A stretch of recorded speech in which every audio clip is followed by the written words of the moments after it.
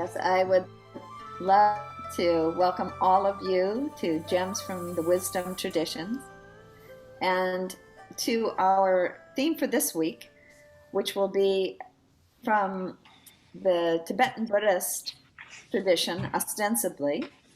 I think that there are echoes of this idea throughout the world's traditions.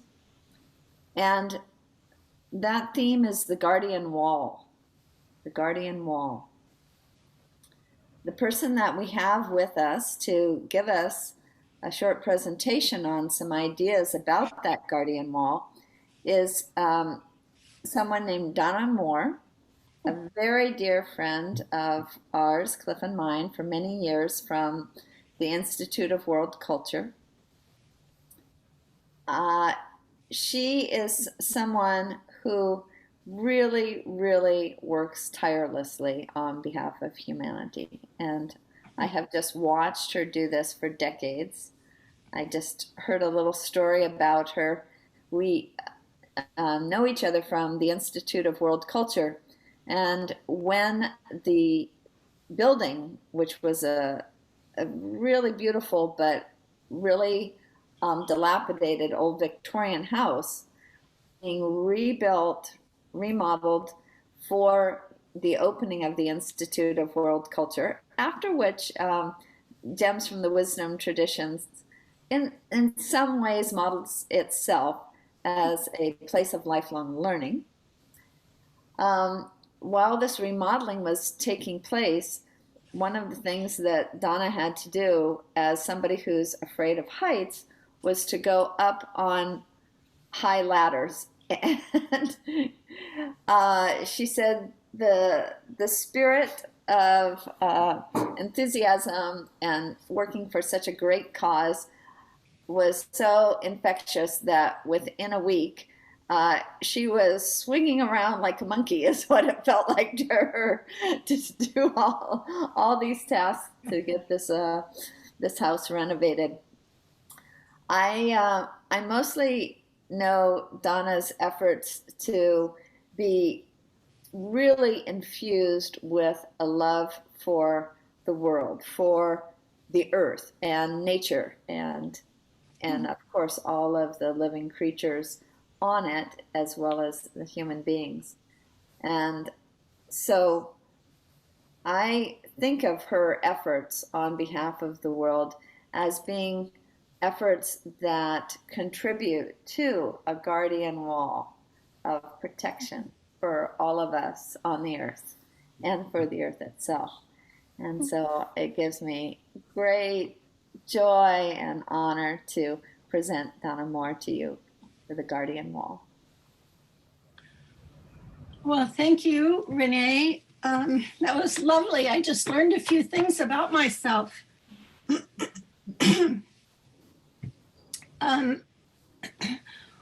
One thing just to preface, I know very, very little about the Tibetan Buddhist tradition. So this was a nice experience for me to take a look at this beautiful concept that is almost unparalleled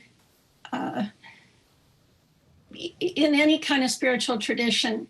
And at the same time, I think, as Renee mentioned, the fundamental idea runs through all the world's great religious wisdom traditions. You find it in Taoism and the idea of going between heaven and earth. You find it in the concept of the bridge, where we're connected to our higher and lower sense of self are connected together. And then you find it in this idea of a wall that protects. I think some or all of you might be familiar with the Tibetan book that Renee mentioned. It's a small little book called The Voice of the Silence. And in The Voice of the Silence, we find a passage that describes the idea of the guardian wall.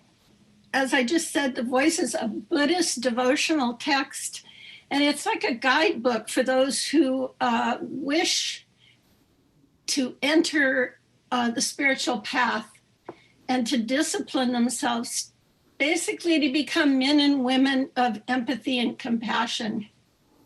The actual description given in the book suggests that the guardian wall isn't a physical wall in any sense, really, but it sort of symbolizes an invisible field, maybe a field of spiritual thought, we could say, that surrounds and protects those who are drawn to higher ideas.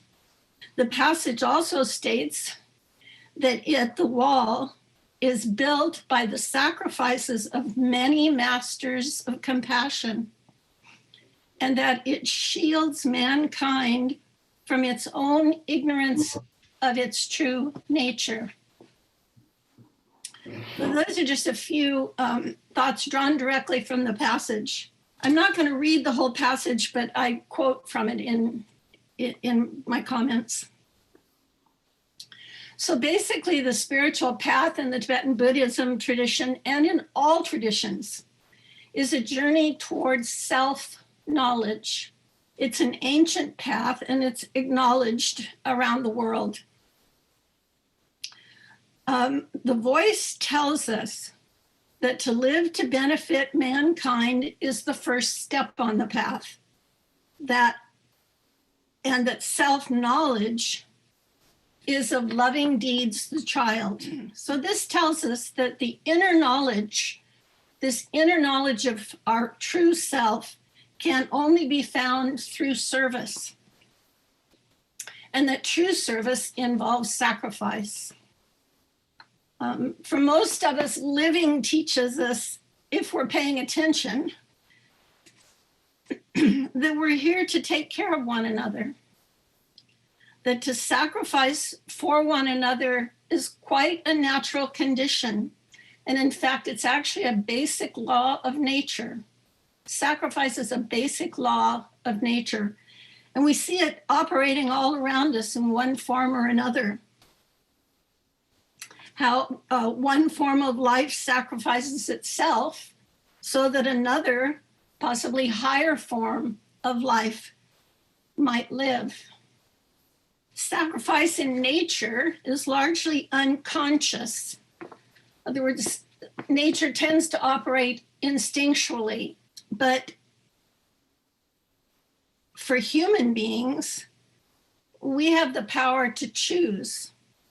And we can choose to work for our own personal benefit, our own personal gain, which oftentimes, unfortunately, is at the expense of others. Or we can work toward more universal goals that benefit all of life. So, for example, to discover a deeper sense of ourself, we have to be willing to sacrifice our limited sense of who we are. And that is generally, for most of us, the deep belief that we are this body, this form, and this personality. And that sense of ourselves often overrides a deeper reality. And that is that all of life is interconnected, that we all share the same fundamental nature, and that at the innermost core of our being is goodness and light. So our basic nature is goodness. True service, which is the key to self-knowledge, has a number of facets to it. And I just mentioned a few here that complement the passage on the guardian wall. The first one is that we have to become impersonal in thought. And that is so that the service we offer to others isn't based on our personal desires, but on the genuine needs of others. How can we offer impersonal service when we actually work mostly through our personalities? We have to be careful. Careful not to fall into the mistake, for example, of thinking that because we're divine in our core, in our essence, that we act from that basis and that we're free of our personal tendencies without any effort. Brotherhood, as it manifests in nature, is real because it recognizes the inner relationship of every unit. From the perspective of the personality, which sees itself as separate from others, we tend to see human beings as either superior or equal to or inferior to ourselves. In general, this is a kind of dangerous way of seeing the world because it justifies much of our negative behavior towards others.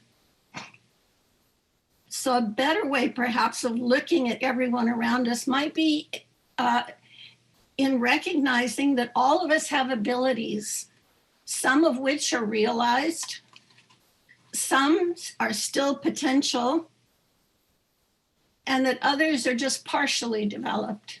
So we're all at some stage in the process of learning and of awareness. So in this regard, we can come to recognize that we can learn from everyone. We don't have all the knowledge about anything, and we need the help of others to help us see ourselves. In this regard, no man is our friend or our enemy, but all alike are our teachers. And this also tells us that at the same time, we can be both a learner and a teacher. So this path is a process. A second aspect or quality that has to do with true service is that it's essential to give our best effort to everything that we do, all our endeavors. True service comes from the highest and the deepest part of ourselves. And that part of ourselves is difficult to know. It's difficult to see in ourselves. We see that people all around us suffer and are struggling to overcome that suffering. And when we begin to see this clearly, we can realize that we need guidance. And this has happened to all of us. We think we might know something about ourselves or be able to help someone else. We know enough about their situation. But as soon as we begin to try and do something, we realize we don't know it all. So we begin to search for some guidance on how to relieve suffering. In our endeavors, what is needed is to help with the development of compassionate minds and intelligent hearts. And this definitely takes knowledge. To find the deeper answers, we can't do it partially or half-heartedly, but we have to give our all to the task. A third quality or aspect of true service is the need to develop dispassionate discrimination. We need to become discriminating. We need to be able to discern exactly what is needed in a particular situation in order to help. We need to be able to discern what exactly would be the best way to extend help to others, that it would be accepted or that it would be useful. As we make the effort to serve, to learn, and to grow in that effort, we acquire self-knowledge, impersonality, wholeheartedness, and this sense of discrimination. And in this way, we begin to see the inner light and potential in each and every one. So this truer, deeper sense of who we are comes about as we try to help others. no external study or philanthropy on their own can achieve this task, because in actuality, we only really see the personality in others. We don't see the light of the higher in any substantial way that we could define. This ability to see the self in all comes from the sacrifice that we spoke of earlier. The sacrifice involved in cleansing ourselves of our false sense of who we are and replacing it with a true sense that comes through our efforts to serve others. This path is an inner one and a journey that each and every one of us has to make on our own. There is no one that can do it for us. We can only learn ourselves. No one can learn for us. According to the various spiritual texts, when we undertake to walk on the spiritual path, we actually have to become that path ourselves. And that's a kind of mysterious concept, but it tells us that this search is an internal one. It's not external to us. And that we become, well, I think Gandhi has that phrase, if you want to make change, become the change you want to see. In that sense, I think we become the path as we walk it. Many people say that they need to evolve, they need to grow to become better able to do this work of helping others. But this is kind of a little alert for us. It's a place where we need to be careful and think. Because in wanting to perfect ourselves before we make the effort to help others, we want to be sure that we don't get trapped in another delusion. So we only help from learning. We only learn from helping others. It's the only way that we learn. We can't actually see that part in ourselves which transcends our personal nature. This personal nature can't see that which is beyond its understanding, beyond its concepts, its ability to cognize, unless we rise to that higher plane of consciousness. As we grow in wisdom, we realize that helping others is actually our duty. It's not just something we want to do, but it's actually a duty that we need to perform.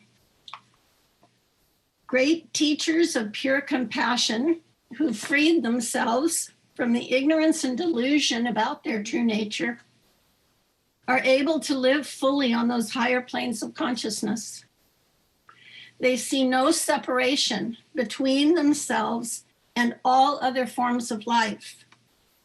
And they would not even be able to desert those who are still struggling on the path if there's anything that can be done to help. One of the passages from the Voice about the guardian wall, referring to these great beings, states that they are self-doomed to live through future kalpas, be future immense periods of time, unthanked and unperceived by man, wedged as a stone with countless other stones that form the guardian wall. This passage is really very reminiscent to the Kuan Yin pledge, or a vow that all bodhisattvas, which are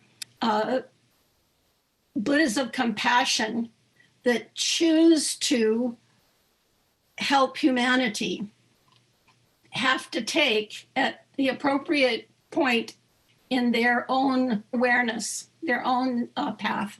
Maybe some of you know it, but I know Renee's repeated it before I've heard it. But the Kuan Yin pledge or Bodhisattva vow says, "Never will I seek nor receive private individual salvation. Never will I enter into final peace alone. but forever and everywhere will I live and strive for the redemption of every creature throughout the world. This is a quote from the journal Hermes. When people come together, truly forgetting themselves, and unite by the magnetic attraction of the good, they emulate and serve in some small measure the teachers of humanity, the great galaxy of Buddhas and Bodhisattvas who form the guardian wall. So there's guidance from those that have walked the path before us, our elder brothers and sisters, the sages and wise beings whose influence and very being permeates the air around us, if we can only recognize it. If we provide all the help and encouragement we can give one another, this simple act is a protection for them. The guardian wall is such a protection to humanity. Those are just a few kind of basic ideas about the passage from the Voice of the Silence that might be useful to us in trying to understand the guardian wall and how we might serve that guardian wall.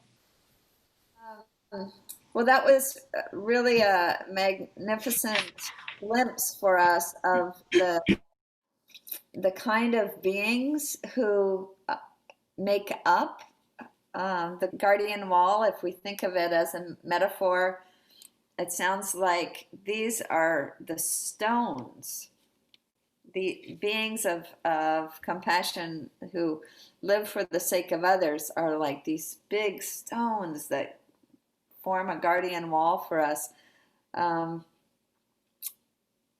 that is protective, and that by our following a path of self-knowledge through working for the sake of all, we could become like the little pieces helping to fill the chinks, perhaps, the more that we contribute our efforts along the way. There's another quote from the Voice of the Silence that describes like how, what a big deal it is to become a part of this guardian wall, what sacrifice is involved. Yeah. It says, alas, when once thou hast become like the pure snow in mountain vales, cold and unfeeling to the touch, warm and protective to the seed that sleepeth beneath its bosom, 'tis now that snow which must receive the biting frost, the northern blasts, thus shielding from their sharp and cruel tooth the earth that holds the promised harvest, the harvest that will feed the hungry. Yeah. It's a beautiful passage. Yeah. And that's from that little book she held up, the Voice of the Silence, and it's in our Still a Moving Center almanac for this week. If you wanted to have a chance to read that and a couple of the other quotes that Donna gave. So we'd like to have a chance to open it up. I have a metaphor that I wonder what you all might think. I mean, the guardian wall itself is a metaphor, but how about another metaphor for a metaphor? Maybe by people who know more about science than I do. But it seems to me as if the membrane of a cell may act something like the guardian wall, in that we want to be able to allow in all the light, all the love, all the understanding possible, right? And yet withholding some of those heavier, darker elements that can cast a shadow on not just our efforts, but even on our hearts in terms of what chance we think we have of success. Sometimes that doubt is so paralyzing for us. And so we want this membrane seems to me to be able to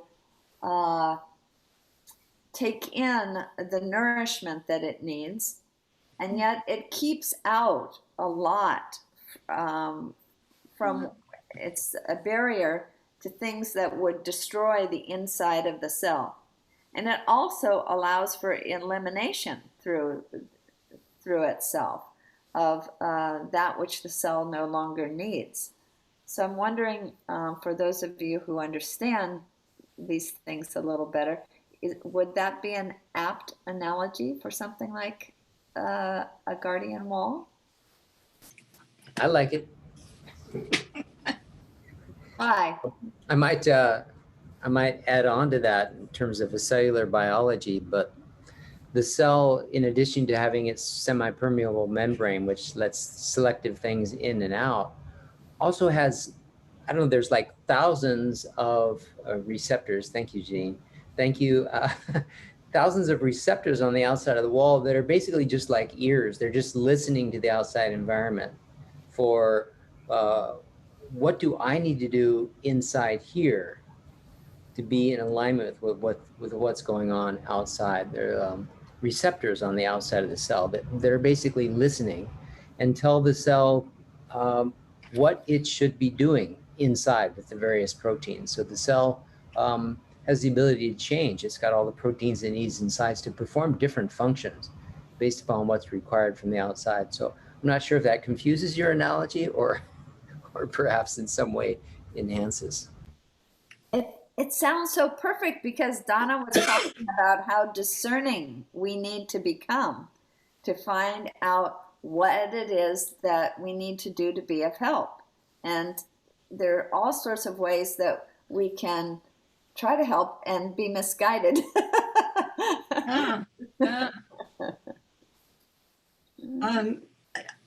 There's another, I thought that was really wonderful help with that metaphor. Another way of looking at it too, from a similar perspective, is that we have these immune systems that help protect our bodies. And they do similar kinds of things. We can strengthen our immune system or we can weaken it by our own actions. And oftentimes we know that our thought's the key to all of this. This wall, this protection is a protection of thought. And we know how powerful thought is. We know when we really want something, how we can achieve it by just thinking, just by thoughts that precede our actions. But the idea of building a strong immune system, which actually lets in a certain amount of that we need in order to have a strong immune system. We need a certain amount of things from the outside, but it's a matter of balance. So we take in, germs and toxic things all the time, and they actually can help us to a certain point. But beyond that point, then they become dangerous. They shift the balance and the body can't cope. So it's a beautiful analogy for beings whose constant thought, their only thought, is the well-being of the whole of humanity, the whole of life, actually. Constantly thinking, like these little ears you're talking about, watching and looking and applying what they know to keep this balance, so that we're not overwhelmed by our own karma, our own ignorance. That without, I think there's a phrase in the voice that says, well,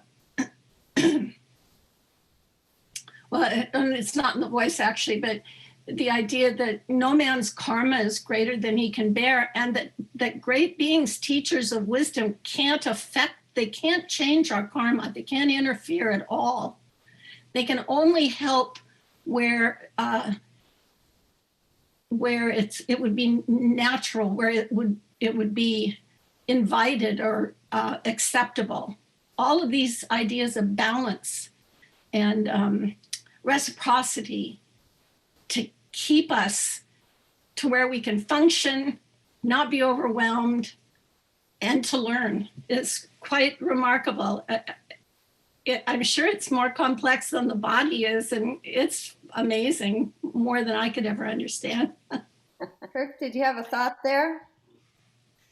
Well, I was just going to share that in the Tibetan Buddhist tradition, this being, there's a being who, or series of beings, but merged into one being, referred to as Avalokiteshvara. And perhaps many of you've heard that term. It's also considered a kind of deity in the Tibetan Buddhist tradition, but not a deity or a god in the normal sense that we would think of one, but a center of enlightened consciousness and compassion. And that in this tradition, in fact, the term Avalokiteshvara can be translated in various ways and understood on different levels. But one of the ways it's translated is he who hears the cries of the world. So the being who has undergone this tremendously arduous path to enlightenment in previous cycles, at every step along the way has retained this capacity to be aware of and attentive to the suffering of the whole. So even though he's moving beyond all suffering, and the culmination of wisdom is complete transcendence of all pain and suffering, and a transcendence of the need for rebirth or to even be involved in evolution in that cycle any longer. There's no need to be involved. There's nothing more to be learned, yet retains this ability to not only hear and be aware of beings who are still involved in those cycles of delusion and illusion and suffering, but also of the best means, as Donna was talking about. It's called skillful means, the best way of lending aid. That's not going to inhibit their evolution, right? So, and suffering is a part of evolution. We learn from suffering. Unfortunately, that's part of our constitution is we don't wake up unless it hurts. So to get in the way of that, to take away suffering when it's not merited, would be to get in the way of the evolution of that soul. And that's one way of understanding of why they don't interfere with karma, our own karma, because it needs to unfold. The karma is there to help the soul learn. It connects up with what David was saying about the cell as having all those little ears and being sensitive. Yeah, and also this mysterious idea about not interfering with karma, yet having this protective role. Mm-hmm. Yeah, it kind of reminds you of, another possible analogy is being a parent. We can either try to make sure our children don't suffer, try to make sure that our children learn what we think they need to learn, which is, we find as they get older, is constituted to be an interference. In other words, certain things they have to learn and they have to suffer. And you have to be there to give them support, but you can't do it for them. And if you try to do it for them, they actually resent it in the end. Donna, I thought your analogy of the immune system was a potent one, because we have all these layers of protection in the physical body. And, the semi-permeable membrane is one way that protects the cell. And our skin, protects us in many ways. And all of these parts of our body have their own kind of intelligence. It took me a long time to realize that, but they all are very intelligent and they all work together. And I was thinking about, then you also have the magnetosphere of the earth itself, which protects the earth from harmful rays. But then the whole solar system is protected by the magnetosphere of the sun, which extends beyond the planets that we normally think of. And that we kind of live, like the whole solar system inside the magnetosphere is much like that cell, with the sun like the nucleus. So there are many things that one could think about that might help us understand this idea of a guardian wall. Robert, would the idea of the Earth's atmosphere be similar to what you're talking about? I was thinking the Earth's atmosphere also functions in a very similar way, that it allows a certain amount of outside influences in, but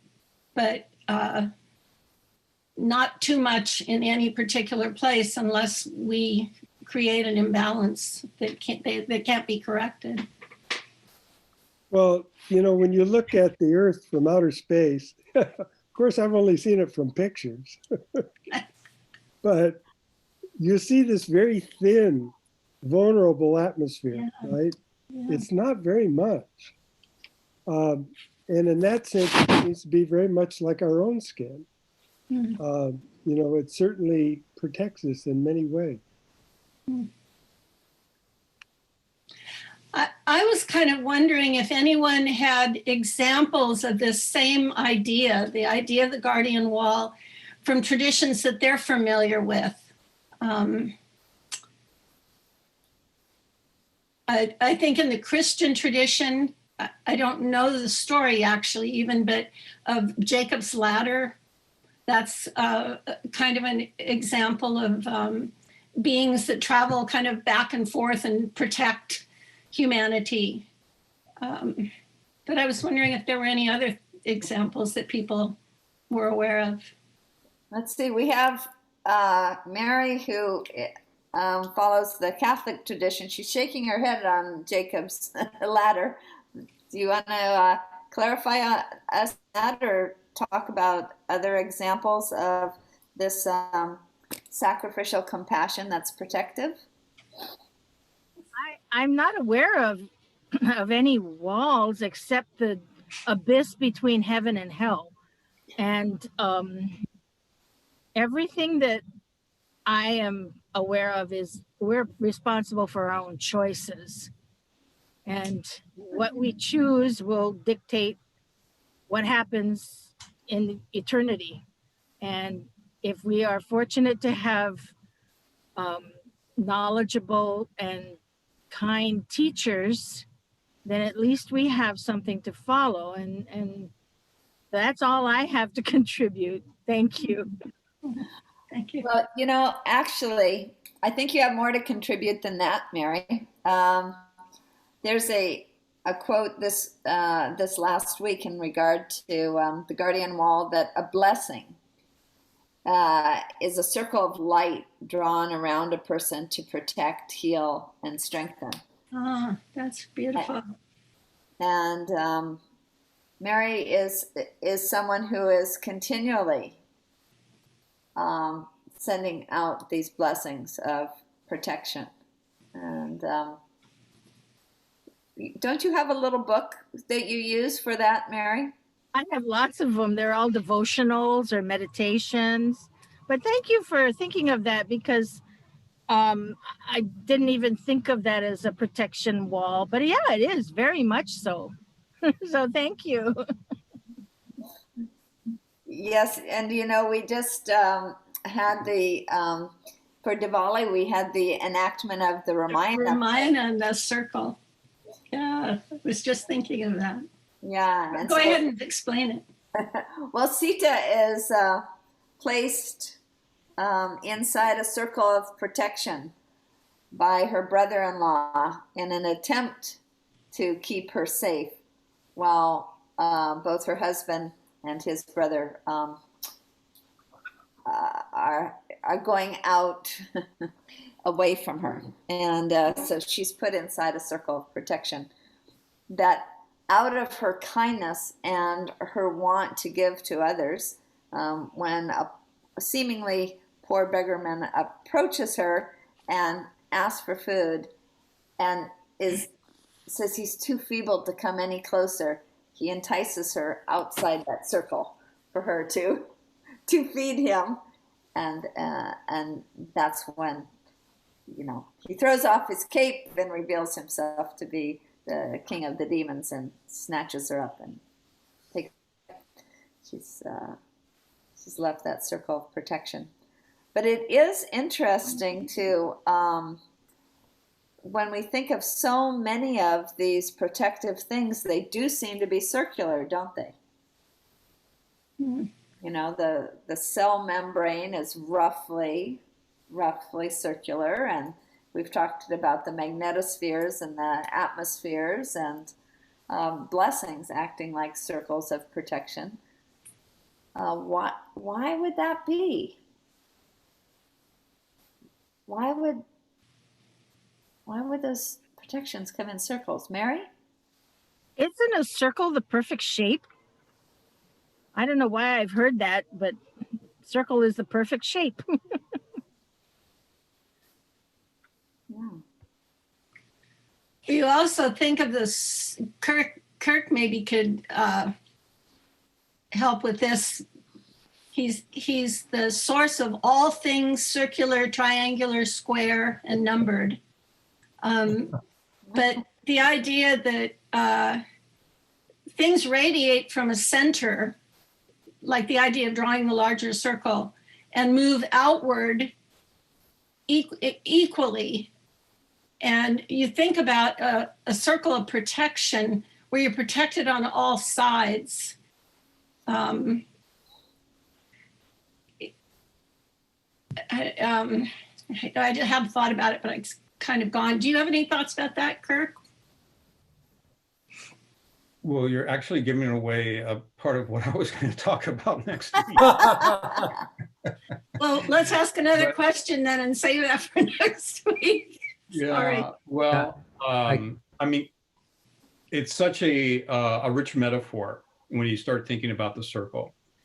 And it does occur in many different traditions. In the Jewish tradition of the Kabbalah, they say that the circle is the nearest representation that the human mind can get of God. Mm-hmm. And in the Christian tradition, you have the idea that was offered by I'm forgetting his name now, which I always forget his name. He was a 14th century Christian monk who said that God is a circle whose center is everywhere and circumference nowhere.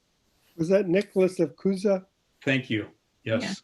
Yeah. And he was also an astronomer and geometer, mathematician. But that phrase has always had a tremendous appeal to me because, you know, the circle, it's just in itself, if you just think of the circumference, it has no beginning and no end. It is in that sense, it's a wonderful symbol of eternity. And wherever you are on the circumference, you're in a point of curvature, of movement. And that movement is continuous and constant, and always in relation to the center. Mm-hmm. That one of the ways, in fact, that it becomes a symbol of what we might call God or the Buddha nature. In fact, you know, one of the most magnificent representations of the Buddha nature, not the historical Buddha, but the concept of the Buddha, is that of a circle, the circular mandala. called the Kala Chakra Mandala. And the outermost circle is the circle of fiery wisdom, which also embraces all beings. So it's the idea that nothing is excluded. It's a circle in which there is no actual boundary, nowhere that you can place the boundary in time or space. So it includes that idea of, infinite past, infinite future. But there's just a few thoughts. I don't want to take over the meeting here. I have some thoughts on geometry around this idea. In geometry, you start with a single point, 2 points make a line, 3 points can determine a plane. Think of a triangle, equilateral triangle. To connect those dots, you use a circle. But if you take 2 of those triangles and you interlace them, right, you end up with the Star of David. Just a coincidence on the name.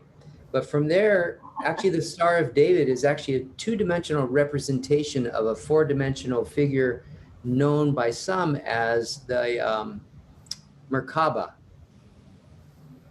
That is 2 trapezoidal pieces. See, a trapezoid is a 4-sided triangle, all sides equal, and it perfectly lands with one side down all the time. It's like those stickers that land from the trees. They always have one pointed up. It's a perfect design. It has a problem though. It has a polarity of exactly 1. It always is going to go in one direction. But if you interlace those 2 together, I'm not sure if you can see, what you end up with is, it's the first time that you can create a geometric shape that has no preference. It's the first approximation of a sphere. If you wrap something around it, it's an approximation of a sphere. And in geometry, you don't get to polarity of 0 again until you take 8 of these and interlace them into the next more complex structure. And that's back to a polarity of 0. It has no preference as to how it lands, inside, outside, or all around. It's called polarity of 0. And the next time you reach that is when you take 8 of those 8 and put them together. So this is these are the octaves coming together, and you see this represented as the, what is that, flower of life. And it's the perfect network where everything can connect most easily to each other geometrically. When you see the foo dogs, they have their hands on those balls. When you look closely, it's the flower of life. So that's been represented all through man's history. And the Merkaba is known to be a place of protection, just to tie it back to our topic. Oh, That's beautiful. Janine, I'm watching you take lots of notes. I'm wondering, have you had lots of questions or comments that came to mind? Just making note of things to look up later, questions to think about. When you first asked the question about why a circle, though, the first thing that popped into my mind was a womb. I mean, it's not a perfect circle, but it is that shape, just that kind of shape of being held, of being so wonderfully held and protected. Yeah, that was my first thought, that the circle, I mean, what David just explained about geometry and all of this, I mean, I think it all makes sense, but also on a very just basic bodily level, just being in the womb feels right. Yeah. Yeah. And I love this idea that you brought up, Renée, about a membrane. And that's something that my husband and I have talked a lot about, actually, in terms of like organizational structures. Like maybe some of you have been involved in workplaces where there are like different departments or like different parts. And sometimes we think of these like walls or boundaries between these various parts that have to work together. But it actually is so much, it can be so much more productive and healthy to think about a membrane between these various parts that have to work together. So we kind of, there can be this flow of energy back and forth instead of this hierarchy of parts in any sort of organization. Like we've talked about it mostly in terms of like educational institutions, but I think that it works on so many levels of types of businesses or the body or any kind of relationship of many parts working together. Yeah. So I think it's a great way to think about a wall as a membrane. Mm-hmm. How about people from an artistic perspective or from a perspective of being a parent? Donna mentioned one analogy for this guardian wall would be the kind of way that we want to protect our children, and at the same time we know that we can't do it for them, and there's some things we cannot protect them from. They do need the opportunity to learn from their own mistakes. And I see a very wise mother nodding her head, and that's Diana.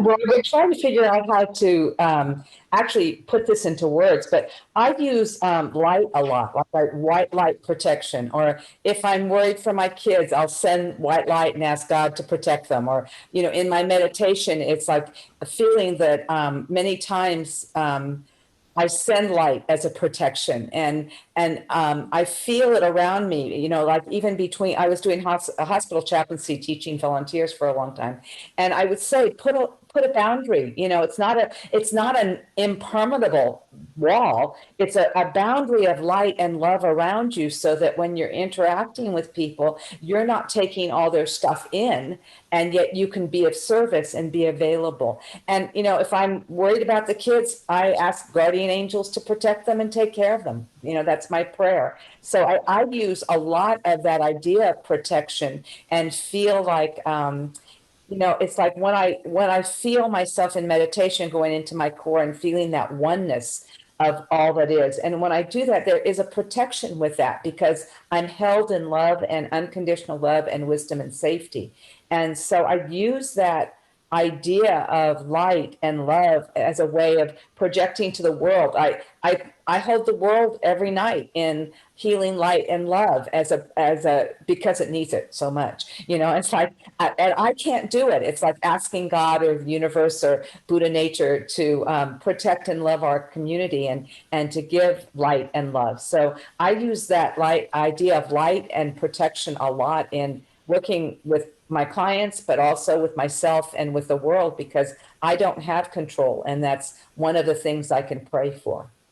And circles can just expand and expand and expand, rippling out and coming back to center. Yeah. So, the image of a circle and those circles of light and protections worked beautifully. Thank you so much. I think it's important to put white light around us also. It's like really to be aware that, especially during this time, if we are very emotionally aware of people's feelings and thoughts, there's so much going on in the world, for us to feel the protection of love and light around us, so that we don't become sponges and take it all in, because then we're reacting from a place of taking on other people's things. And really trying to come from faith and love and compassion to others requires me not to take on their stuff, but to stay in a centered place. That's interesting that you should say that, because I was thinking of the analogy or the idea of Sita and Lakshmana drawing the circle around Sita. Usually when you hear about those kinds of circles of protection, they don't draw a circle and ask someone to step into it, but the circle's actually drawn around the person, somehow telling me that while it works in both directions, I suspect, to let things in and to let things out, it's specific to the person, that protection, and that they are somehow determining that it's a relationship or something, that it can't be something you can just step into that was drawn for someone else or something like that.